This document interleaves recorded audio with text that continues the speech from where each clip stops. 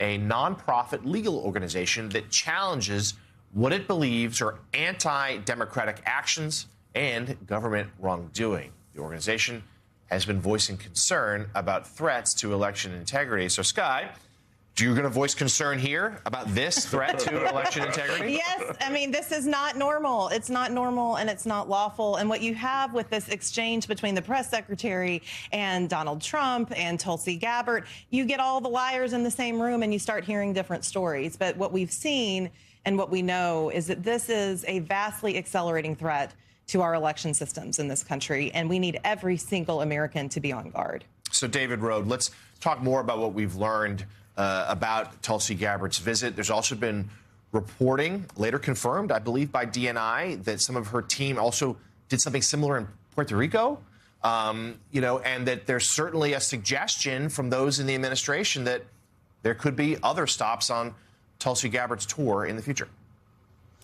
Yeah, that's a Reuters story that talks about this work that her office allegedly did in Puerto Rico. All of this is just unprecedented. I agree with Skye. In the last several days, I was down in Washington, and Democrats across the board are preparing for what they think will be multiple ways that the administration could try to steal the midterm elections. The Senate Armed Services Committee is asking National Guard officials about how they would respond to requests. You could have a red state governor ask National Guard to go stand at polling places in blue districts. That would draw down, possibly decrease voter participation by Democrats. There's a ton of questions about Tulsi Gabbard. Could they use this same excuse where they said there is no evidence of foreign interference in Fulton County, Georgia? I double-checked with former national security officials. That's not true. So could Tulsi Gabbard and Kash Patel show up on the day of the midterm elections and seize voting machines, stop voting in a heavily Democratic district? That's a possible scenario. Democrats would ask judges to stop that. But most of all, Democrats are trying to get thousands of lawyers and volunteers out across the country. They usually only do that in a presidential election. But that's the scale of threat here, is they want to blanket precincts across the country to fight whatever is about to occur here. And just all this is completely unprecedented. So a recent piece by the Wall Street Journal editorial board is entitled Trump's Call to Nationalize Voting, and it reads in part, voter fraud happens and the price of freedom is vigilance. But the idea that non-citizens are swaying national elections isn't borne out by the evidence. There is no shortage of panic in the press after Mr. Trump's FBI recently raided an election office in Fulton County, Georgia, seeking something, anything, to lend credence to his claims about the 2020 election. Yet that mischief won't save him in November. MAGA mouthpiece Steve Bannon suggested that Mr. Trump have ICE surround the polls and call up the 82nd and 101st Airborne. Yeah, after Mr. Trump's political debacle in Minneapolis, independent voters would love that. Jean, talk about the perils that Republicans are facing. I'm trying to find a better word than overreach, given this overreach. Overreach, insanity. I mean, breaking of boundaries, unconstitutional behavior, breaking of norms. Yeah, no, this is totally wrong, number one. And it's something that yes, everybody who cares about our democracy should be vigilant about, and actively vigilant about. We do need legions of lawyers to be ready on the election day just to make sure that none of this mischief takes place.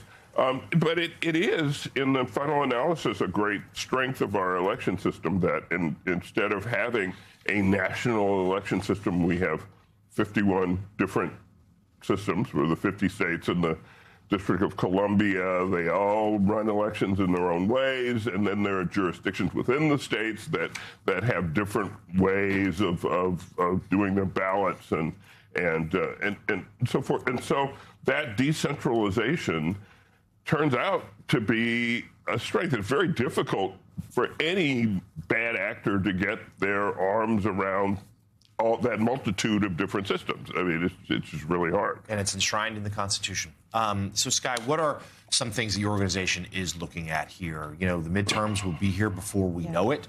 You know, primaries sooner than later, early voting, the like. What are some areas you're really focused on?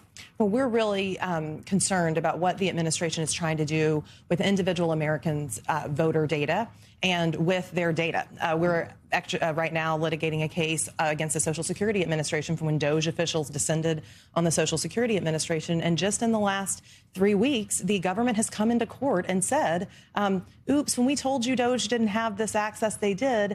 And an unnamed DOJ official signed an agreement with the voter advocacy organization. So there's a lot of work to do to investigate what is going on here, to shine a light.